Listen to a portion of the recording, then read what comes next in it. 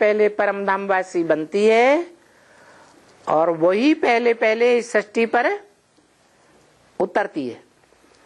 लेकिन उतरेगी कब?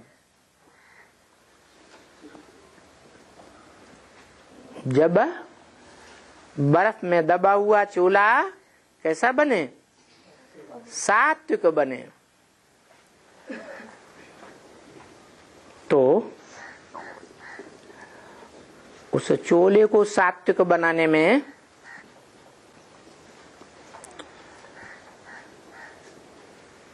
क्या करना पड़े? है जड़ तत्वों को सात्विक होना पड़ेगा।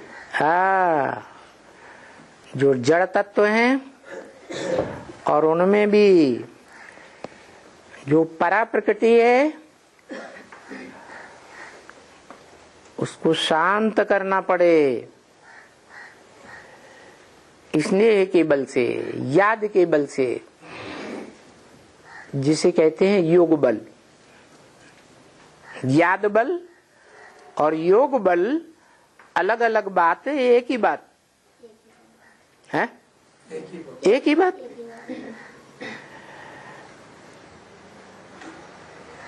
तो अपने ही चोले में, जिसे भारत में आज भी द्वैतवादी द्वापर युग से ही लिंग के रूप में पूजा जाता रहा। कौन से मंदिर में हैं? द्वापर के आदि में कौन से मंदिर में? मंदिर का नाम नहीं, सोमनाथ मंदिर में लिंग के रूप में पूजा जाता रहा। पूजा साकार की होती है, बड़े रूप की होती है, या निराकार आत्मा की होती है? साकार की पूजा होती है। निराकार आत्मा को पहचान कर याद किया जा सकता है कि निराकार आत्मा का रूप क्या है। रूप को जानेंगे तो याद करेंगे, जानेंगे ही नहीं तो याद कैसे करेंगे? तो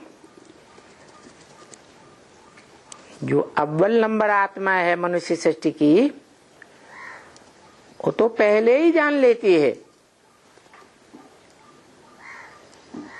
जिसका प्रूफ पिछले साल की अव्यक्तवाणी में ही दे दिया।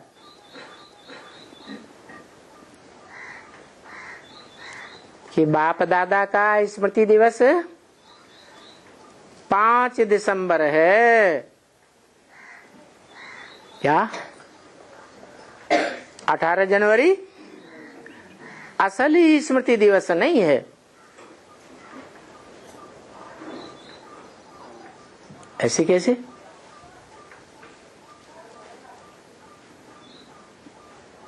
जब बाप दादा कहते हैं तो कहने वालों की बुद्धि में साकार आता है, साकार आत्माओं की याद आती है या निराकार आत्माओं की याद आती है?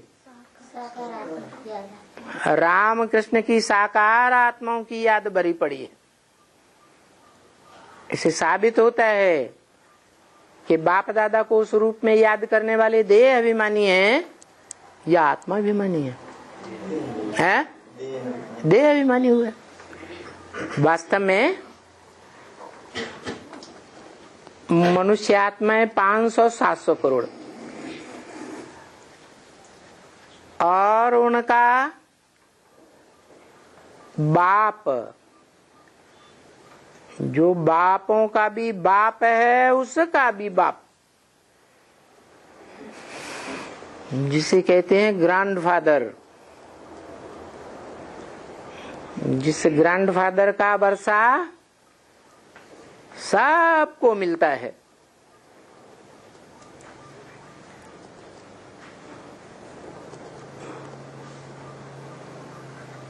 500-700 करोड़ आत्माओं को भी मिलता है मुक्ति, जीवन मुक्ति का वर्षा। उनके जो हेड्स हैं अपने अपने, उन्हें इब्राहिम, बुद्ध, क्राइस्ट और उनके सहयोगियों को भी मिलता है कम से कम एक जन्म का जीवन मुक्ति का वर्षा। और उन धर्म पिताओं का भी जो